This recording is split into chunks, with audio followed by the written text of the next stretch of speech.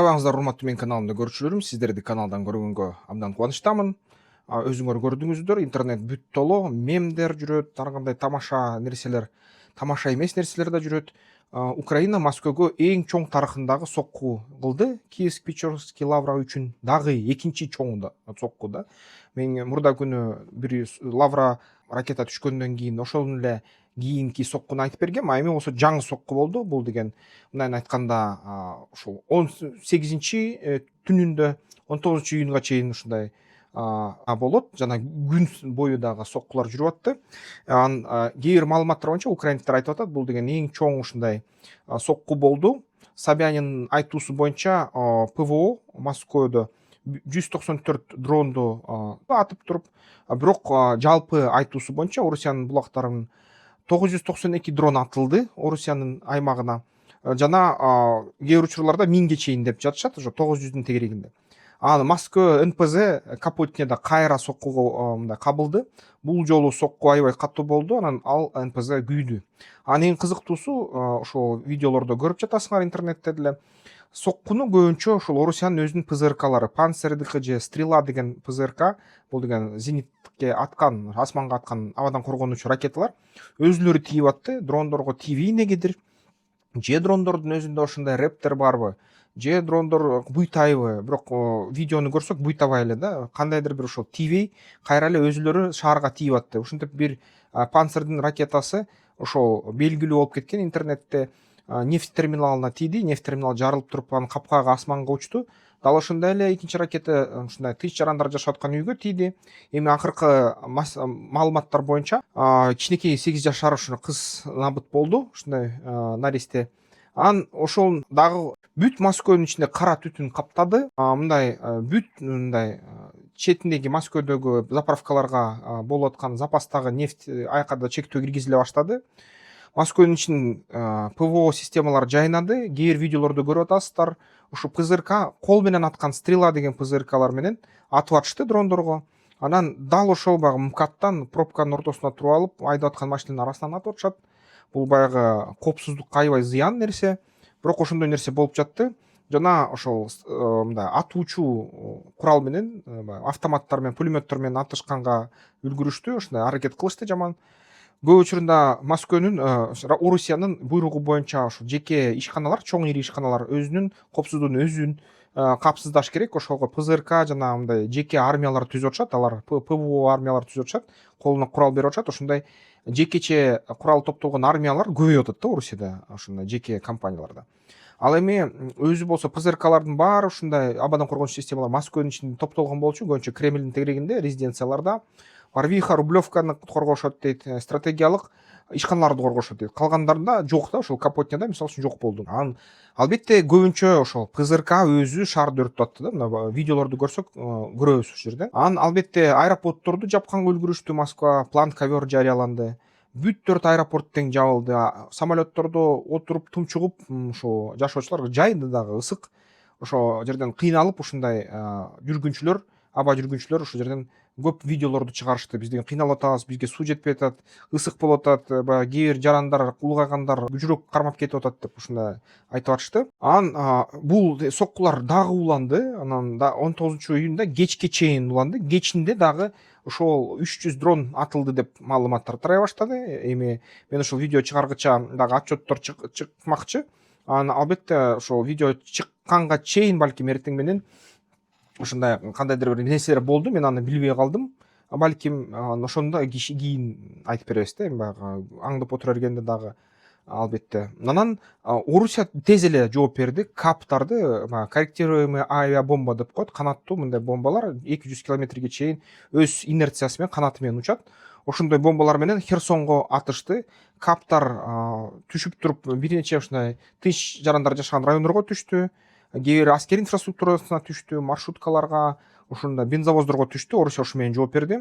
Жана ошо Лавров дагы айтты, биз деген президент Путин бизге буйрук берди. Эми Украинага соккуларды массалык жапырт түрдө жасагыла деп. Биз ушуну аткарып баштадык деп айтты Лавров.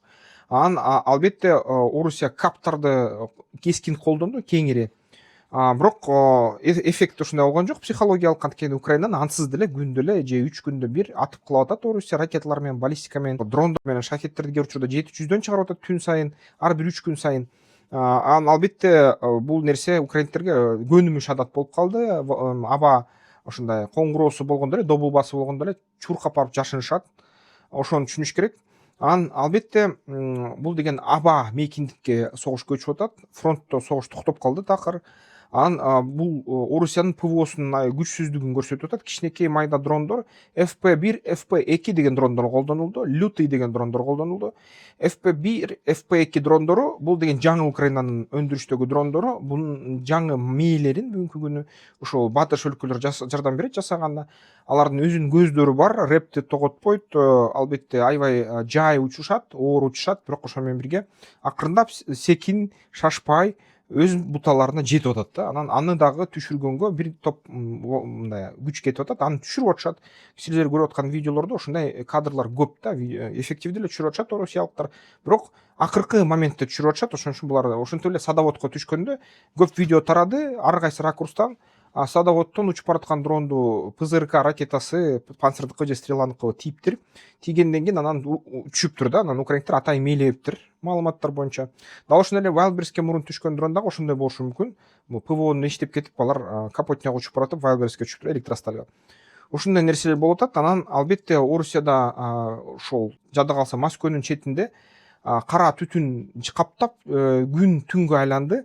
Анан ошол жаан чачындар менен аралашып, кара жаан жаады, нефть жаан жаады, химиялык мындай, анткени бензин нефтехранилище күйгөндөн кийин ошонун аба менен аралашып калдыктары көбөсү анан жаапты да, кара жаан болуптур. Анын үстүнөн дагы Путин өзү Асиан өлкөлөрүнүн, Асиянын 10 өлкөлөр мүчөсү, Азия, Тынч океан региондорунан келип катышат. Ошол форумда болду.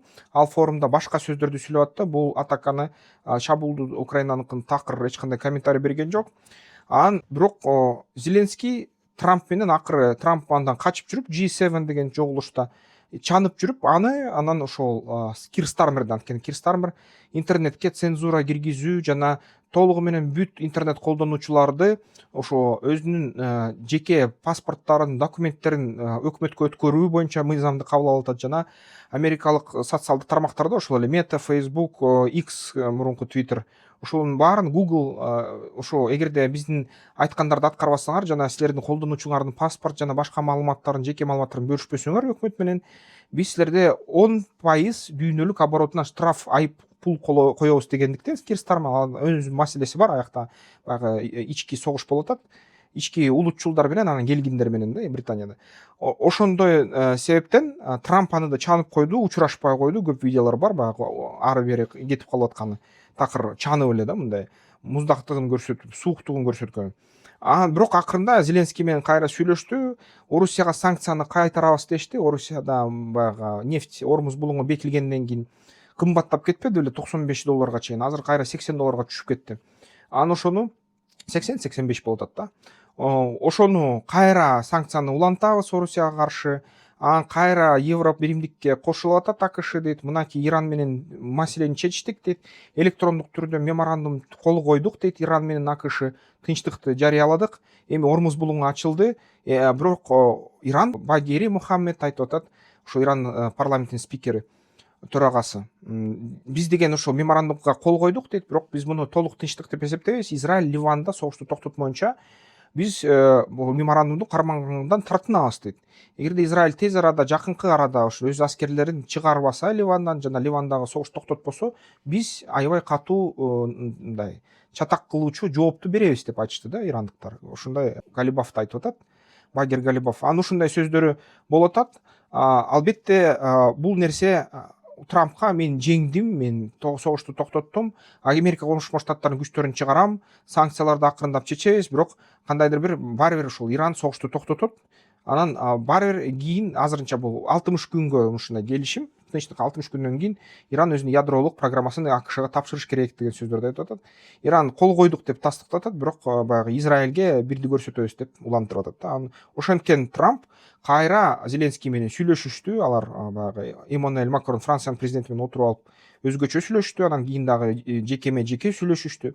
Анан кээ бир маалымат боюнча серепчилер айтып атат, Зеленский Трампка Киев Печор лаврасын талкалаган сүрөттөрүн көрсөттү дейт планшеттен. Трамп ошону көрүп туруп аябай жини келди дейт. Анткени Зеленский мындай айтыптыр: көрүп атасыңар Путиндин кылганын дейт. Силердин ошол тууган күнүңөргө 18-июнга бул деген ошентип Киев Печор лаврасын талкалап атат, жардырып атат. Бул деген ошо силерге гана эмес, христиан дүйнөсүнө да ушундай кол салып атат деп ушундай сөздөрдү тааптыр дагы. Трамп ызаланып кетип, бул Путин эмне кылып атат, биз деген ушу согушту токтотушубуз керек. Анда эгерде Орусия тынчтыкка барбаса, жардамда аябайбыз деген сөз айткандай деп атышат да. Эми бул деген албетте расмий эмес сүйлөшүүлөр болду, жанындагылар ушундай слив кылды массалык маалымат каражаттарына.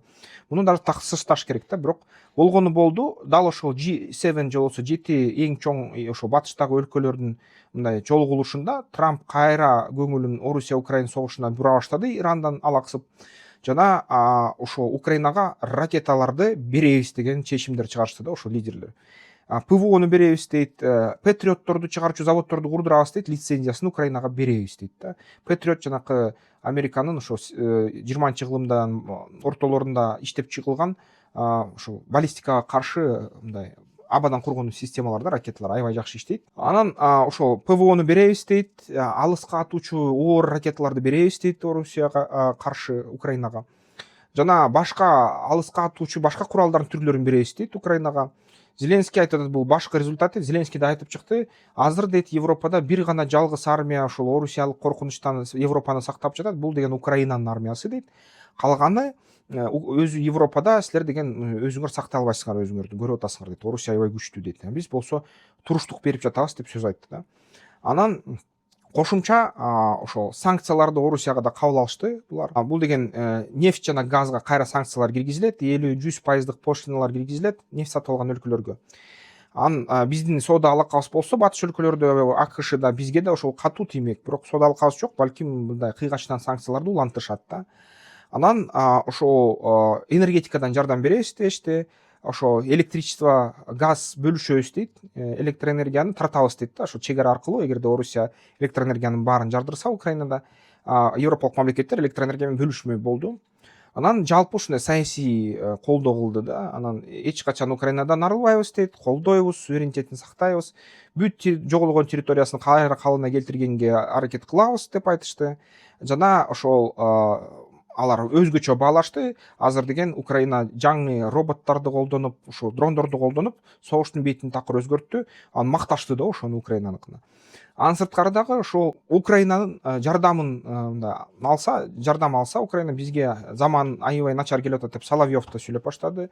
Орусиянын каналдарында өзү Соловьев айтып баштады. Булар деген Зеленский жыйынтык менен баратат үйүнө. Бул деген чоң ушундай эми батыш бизге алыс атуучу ушундай ракета пакеттерин алып келет экен. Эми деген накта Орусияга леталдык жана алыска атуучу ракеталар уча баштайт экен, шаарлар талкаланат экен деген сөздөрдү айтты да. Биз да жооп беришибиз керек. Биз мындан да катуу жооп беришибиз керек деп, эми ядердик согуш, ядердик курал жөнүндө эчтеке деген жок. Ушундай сүйлөп баштады. Буга чейин дагы ошол эксперттер, атайын адистер орешниктердин сыныктарын алып, эмне табышты? Орешниктин ичинен эски гироскоп менен башкарылган ракетанын жабдыктарын табышты. Анан айтып атышат, бул деген акыркы жолу бул жабдыктар 70-жылга чейин жасалган дейт. 70 жылдан кийин 2025-жылы акыркы станок иштеп жаткан дейт. Анан иштебей калды деп серепчилер айтып атат. Айтып атышат, демек бул орешник жаңы ракета эмес, бул деген эски советтик ракета экен. Мындан аябай мындай так эмес, тийбейт бутага таамай. Ошондуктан бул деген толугу менен эскирген, жарабаган ракета деп чечим кылышты да. Ошон үчүн азыр эми белгисиз дагы орешник менен согобу, сокпойбу Орусия. Ошондой деген чечимди чыгарышты. Бул да баягы G7ге өзгөчө таасир этти. Орусия болбой калыптыр деп айта башташты. Жана ошол Орусия болсо ушу бүгүнкү күнү расмий түрдө Лавровдон тышкары жана пропаганда каналдардан тышкары эч ким эчтеке дей элек, ушуну комментарий бере элек. Жаңы билдирүүлөр ошо бүгүн башталат го деп ойлойм да, же болбосо эртең болобу, кошумча билдирүүлөр. Жана оорураак жооптор да башталат окшойт. Бул деген эскалация. Анан кээ бир адамдар Орусияда орусиялык серепчилер айтып атат, эскалация тепкичи деген нерсе жөнүндө айтып жатышат. Эскалация тепкичинде дейт, кадамдан кадамга биз тактикалык ядролук куралды колдонгонго жетебиз дейт. Анан стратегиялык ядролук куралды колдонгонго да жетип калышыбыз ыктымал дейт. Жана кээ бир серепчилер айтып атат, ушул согуш балким тактикалык же орто мындай күчтөгү ядролук куралды, атомдук бомбаларды колдонууга чейин жетет окшойт деп, ушуну менен бүтөт окшойт деп айтып жатышат азыркы күнү. Эми ким билет, балким ошондой болушу ыктымал да. Анан Бундесвер да согушка даярданып атат. 2027 жылга Орусия менен түзмө түз тирешүүгө. Эстония, Латвия да даярданып атат. Машыгуулар болуп атат. Украина машыкканы ушундай шашып атат. Украинанын бүгүнкү күнү өндүрүштүк күчү ушул 5 миллион дронго чейин жетти жылына. Анан ушул FP дрондорду, FP2 жана ошол лютый дрондорду аябай көп көлөмдө жасай башташты. Анан эң чоң маселе ошо Орусияга аскерлерин токтотуп аткан жана чоң маселе тудуруп аткан. Бул жанакы мен бир видео чыгардым эле. Ошо Hornet же болбосо ары, сары ары же болбосо башкалача айтканда марсианин деген дрондордун Орусияга каршы АКШ тараптан безлимит өндүрүш болуп атат да, ошол байкалып атат.